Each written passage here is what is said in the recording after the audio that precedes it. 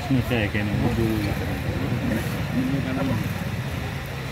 Ready आवाज साहेब काय विषय होता आज आंदोलनाचा? आज संबंध महाराष्ट्रामध्ये आम्ही 306 कृषी उत्पन्न बाजार समित्या बंद ठेवलेल्या आहेत। आमची जी महाराष्ट्राचं फेडरेशन आहे त्या सगळ्यांनी मिळून हा निर्णय घेतलेला आहे।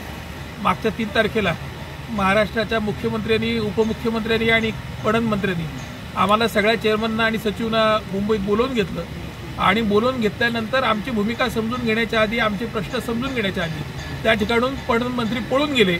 मुख्यमंत्री आणि उपमुख्यमंत्री त्या ठिकाणी आलेच नाही आणि हा आमच्या महाराष्ट्रातल्या सगळ्या कृषी उत्पन्न बाजार समितीच्या सभापतींचा आणि पर्यायाने महाराष्ट्रातल्या तमाम शेतकऱ्यांचा हा अपमान झालेला आहे आणि म्हणून त्याचा निषेध व्यक्त करण्यासाठी आज महाराष्ट्रातल्या सर्व कृषी उत्पन्न बाजार समित्या या आम्ही बंद ठेवलेल्या आहेत आणि त्या बंदला पाठिंबा देण्यासाठी आम्ही सगळेजण या ठिकाणी धरण्याला बसलेलो आहोत। तिथे त्या ठिकाणी 50 टोके एकदम ओके असं घोषणा केलेली होती तरी ते निघून गेले।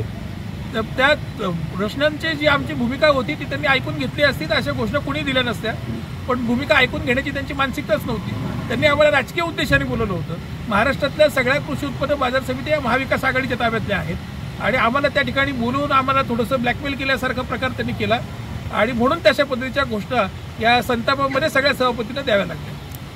प्रायव्हेट मार्केटचे जे परवानगी दिले जात आहे, हा जिथे जे चुनाव झालेला आहे चुनावामध्ये त्यांची सत्ता गेली तरी त्यांना प्रायव्हेट मार्केटला परवानगी देत आहे का? प्रायव्हेट मार्केट कमिटीला परवानगी देत आहेत, पण परवानगी देत असताना त्यांच्यावर कुठलाही अंकुश नाही आहे। आभोण्यामध्ये जे मार्केट कमिटी चालू होती तिथल्या अनेक लोकांचे पैसे बुडवून तो पळून गेला आणि तोच माणूस आज मालेगाव तालुक्यातून कृषी उत्पन्न बाजार समिती चालू करतो आहे।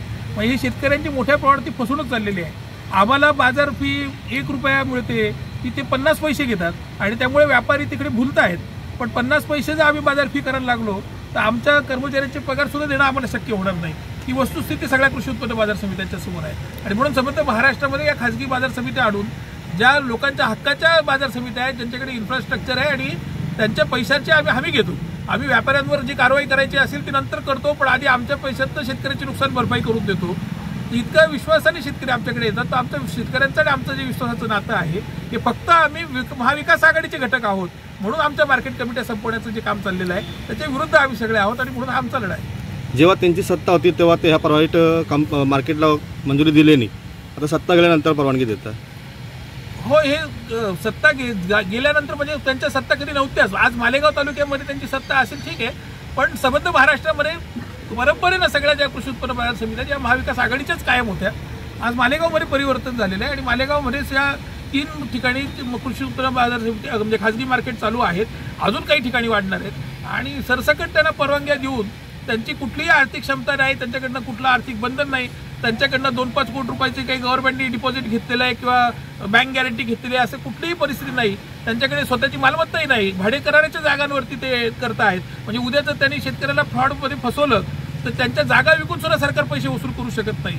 मग अशा परिस्थितीमध्ये शेतकऱ्यांचं नुकसान करायचं, वाटोळं करायचं ही भूमिका या सरकारने घेतलेली आहे। शेतकऱ्यांच्यासाठी आम्ही विरोधातला आहे, तसं व्यापाऱ्यांच्याही विरोधातला आहे। या खाजगी बाजार समित्या ज्या आहेत या भाजपच्या जशा त्या फार्मर प्रोड्युसर कंपन्या काढून त्यांनी सगळे संघ संपवले, तशा ज्या खाजगी बाजार समित्या काढून सगळे मार्केट संपवायचं काम चाललेलं आहे आणि हे सगळे भाजपचेच बगलबच्चे आहेत। यात व्यापाऱ्यांचं सुद्धा मोठ्या प्रमाणात नुकसान होणार आहे आणि शेतकऱ्यांचं सुद्धा नुकसान होणार आहे। आज आम्ही ज्या पद्धतीचं इन्फ्रास्ट्रक्चर, ज्या पद्धतीच्या सगळ्या सुखसुविधा शेतकऱ्यांना आणि व्यापाऱ्यांना पुरवतो त्या कुठल्याही खाजगी बाजार समितीत नसतात आणि त्यामुळे अतिशय कमी जागेमध्ये कमी कर्मचाऱ्यांमध्ये ते चालवतात आणि त्यामुळे व्यापाऱ्यांनाही त्याचा मोठ्या प्रमाणात त्रास होतो। आज व्यापारी त्याचा उदरनिर्वाह त्याच्यावर चालतो आणि गेल्या 3-3, 4-4 पिढ्या ते बिचारे या प्रामाणिकपणानं लोकांचा विश्वास संपादन करून काम करतायत। आज ह्या मार्केट कमिट्यांमध्ये जी फसवणूक होणार आहे त्याच्यामध्ये या व्यापाऱ्यांची विश्वासार्हता सुद्धा उद्या संपेल आणि पर्यायाने त्यांना सुद्धा जो त्यांचा पारंपरिक व्यवसाय तो सोडण्याची वेळ येऊ शकते।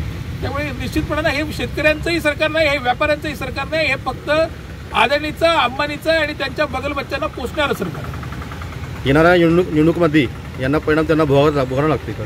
येणाऱ्या निवडणुकीत तर सगळ्यांना स्पष्ट आहे, कुठल्याही स्थानिक स्वराज्य संस्थांच्या निवडणुका घेण्याचं धाडस हे सरकार करू शकलेलं नाही। 3-3, 4-4 वर्षापासून सगळीकडे प्रशासक बसून ठेवलेले आहेत, त्या ठिकाणी लूट चाललेली आहे। त्यांच्यात जर सरकार येण्यासारखी परिस्थिती असती तर स्थानिक स्वराज्याच्या निवडणुका झाल्या असत्या। त्यांचं सरकार येणारच नाहीये हे त्यांना गृहीत धरून ह्या सगळ्या भूमिकेत ते काम करत आहेत।